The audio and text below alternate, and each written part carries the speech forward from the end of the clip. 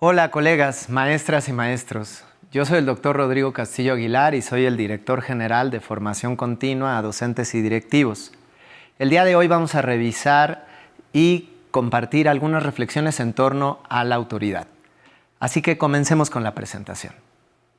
Regularmente oímos hablar de autoridad y nosotros y nosotras de una u otra manera somos una autoridad. El lugar que ocupamos hoy, el lugar que ustedes están ocupando dentro de la estructura de cada una de las instituciones educativas y de las secretarías de sus estados, implica que tengan una relación con sus colegas y compañeros desde una figura de autoridad. Pero ¿qué es la autoridad? Vamos a ver al respecto de eso. ¿A qué les remite esta imagen? Dice el profesor o profesora, para que el proceso de selección sea justo, realizarán todas y todos la misma tarea, subir al árbol.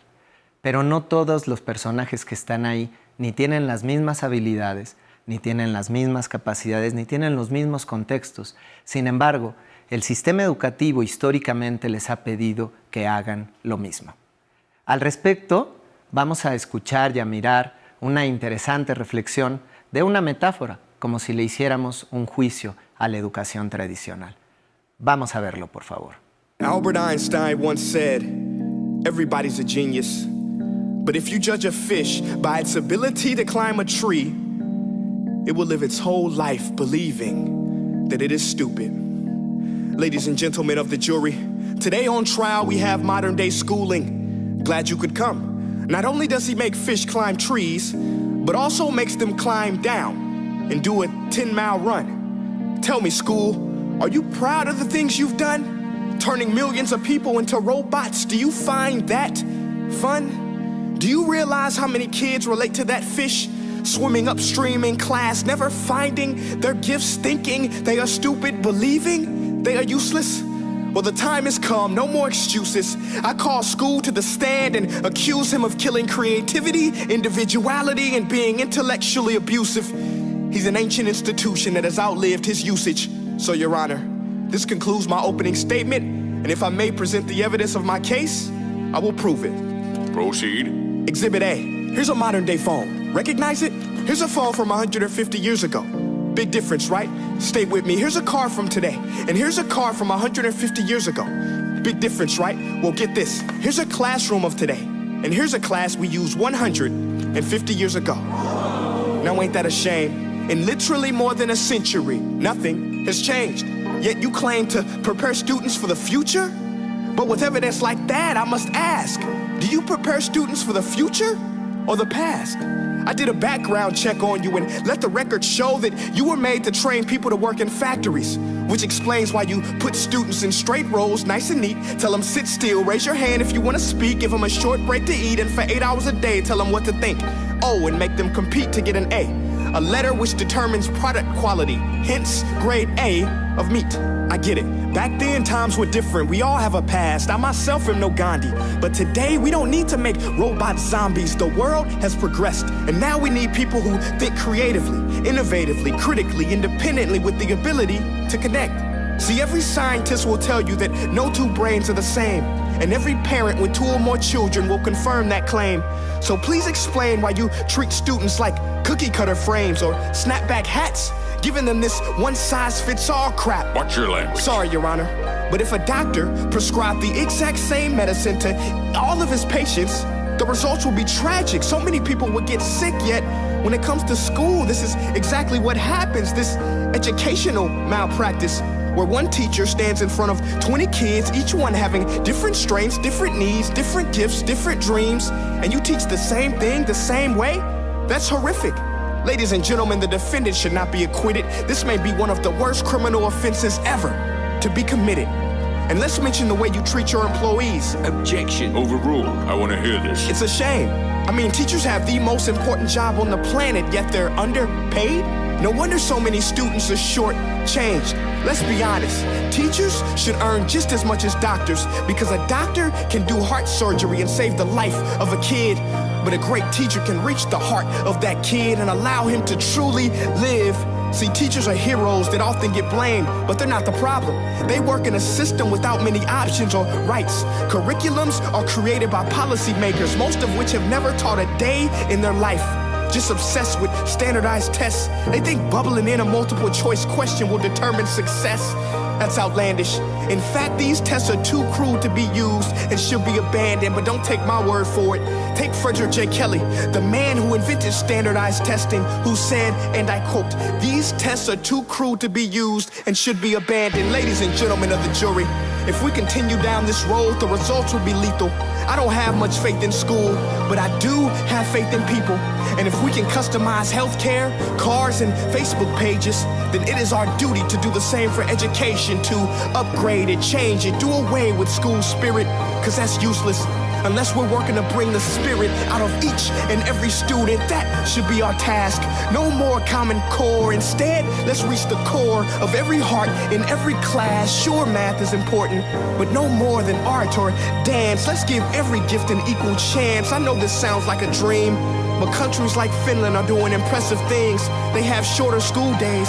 Teachers make a decent wage. Homework is non-existent, and they focus on collaboration instead of competition. But here's the kicker, boys and girls. Their educational system outperforms every other country in the world. Other places like Singapore are succeeding rapidly. Schools like Montessori, programs like Khan Academy, there is no single solution. But let's get moving, because while students may be 20% of our population, they are 100% of our future.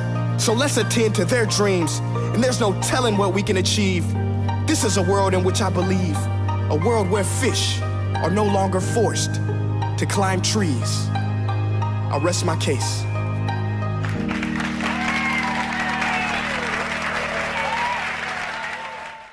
Después de ver este video, ¿qué sintieron?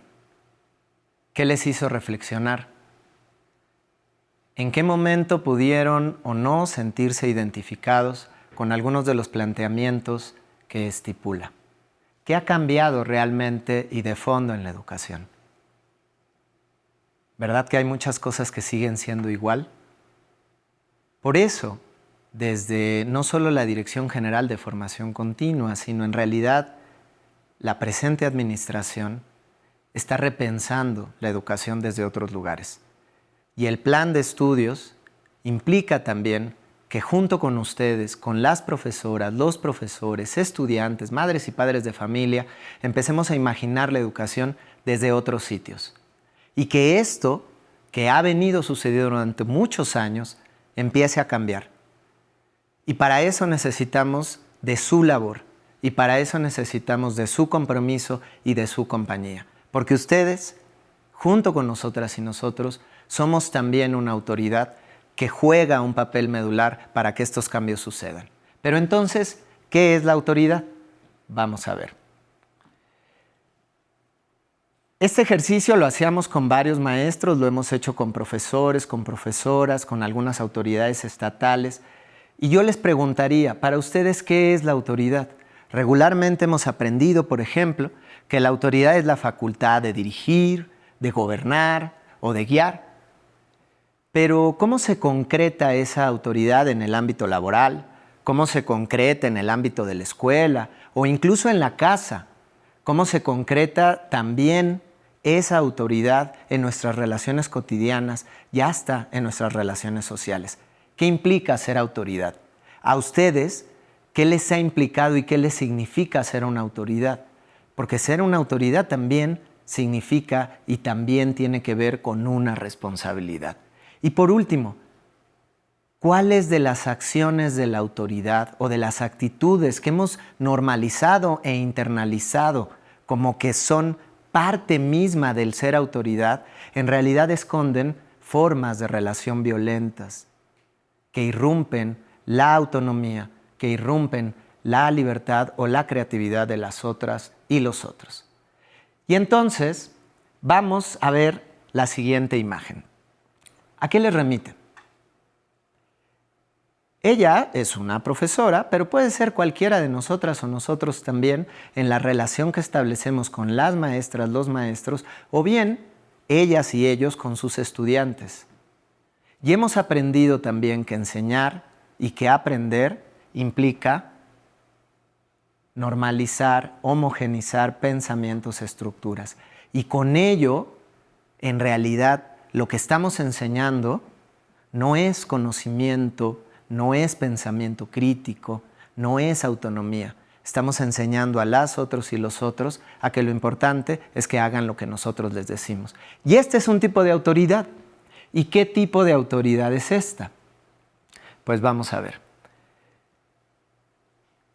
Eso es una autoridad a la que regularmente llamamos o a la que hemos normalizado como una autoridad autoritaria. Y la pregunta aquí sería, para ustedes, ¿qué tipo de autoridad quieren ser? ¿Y qué buscan? ¿Y qué quisieran que se les mirara o cómo quisieran que los miraran sus colegas y sus compañeros? Esta pregunta se la hicimos a los subsecretarios, subsecretarias de educación del país y estas fueron las principales respuestas que nos dieron. Ustedes ya las fueron encontrando y mirando. Buscar el máximo bien para la cantidad mayor de personas, ser un líder auténtico, una persona empática, que a solas corrige y en público felicita, una figura que pueda ser mediadora, asertiva, inclusiva, que tenga capacidad de escuchar, que cuide las relaciones interpersonales. Y entonces, si queremos ser ese tipo de autoridad, ¿cuáles son los caminos que podemos llegar o que podemos avanzar para lograr ese tipo de autoridad que queremos ser? Entonces, para eso les traigo una pequeña actividad. Les voy a pedir que en una hoja de papel, no necesitan, divídanla a la mitad, como lo ven aquí. Y del lado izquierdo pongan un triángulo.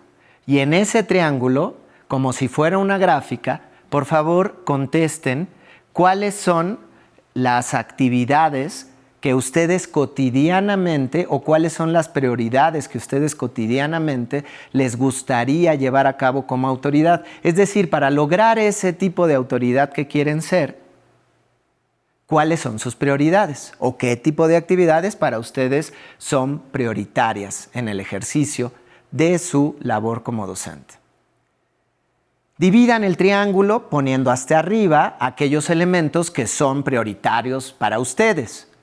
¿Qué cosas son para ustedes prioritarias en el ejercicio de su autoridad? En su lugar o en su papel como jefe de enseñanza, como supervisor o supervisora, como jefe o jefa de sector. ¿Cuáles son sus prioridades? ¿En qué momento, cuando ustedes avanzaron hacia ese lugar, que tomaron la decisión de tomar esa responsabilidad, cuáles son y cuáles establecieron como sus prioridades en ese proceso? Una vez que hayan terminado y que hayan puesto hasta arriba aquellas que son las más importantes y hacia abajo del triángulo, aquellas que ustedes consideran son prioridades, pero no las más importantes, entonces dense un momento solo para mirarlo. Mírenlo e intenten reconocer qué tanto a lo mejor la primera intención que tuvieron se pudo haber cambiado o modificado. Posteriormente, hagan un círculo al lado contrario de su hoja o a la mitad de la otra hoja.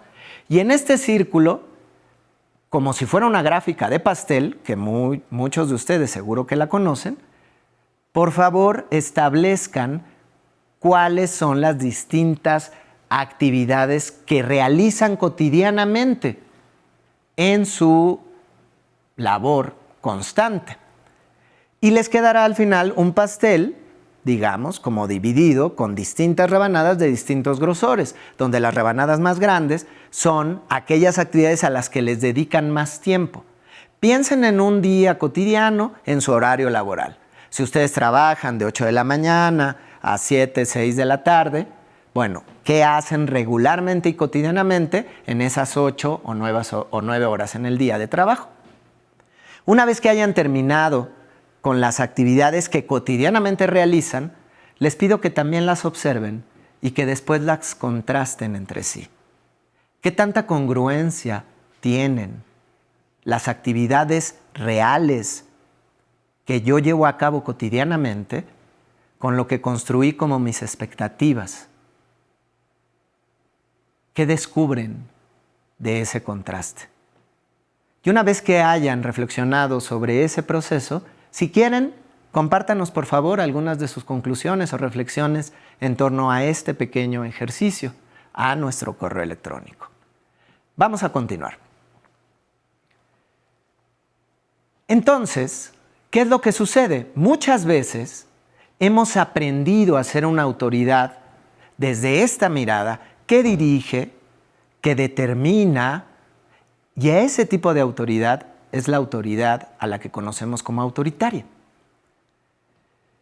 Pero ¿dónde y cómo aprendimos a ser una autoridad autoritaria? Pues lo aprendimos recibiendo órdenes todo el tiempo. Eso también implicó que hemos aprendido a negar nuestros deseos y emociones. Es decir, en la lógica, sobre todo de la educación institucional, pareciera que el cuerpo y la emoción no juega en el proceso de enseñanza-aprendizaje,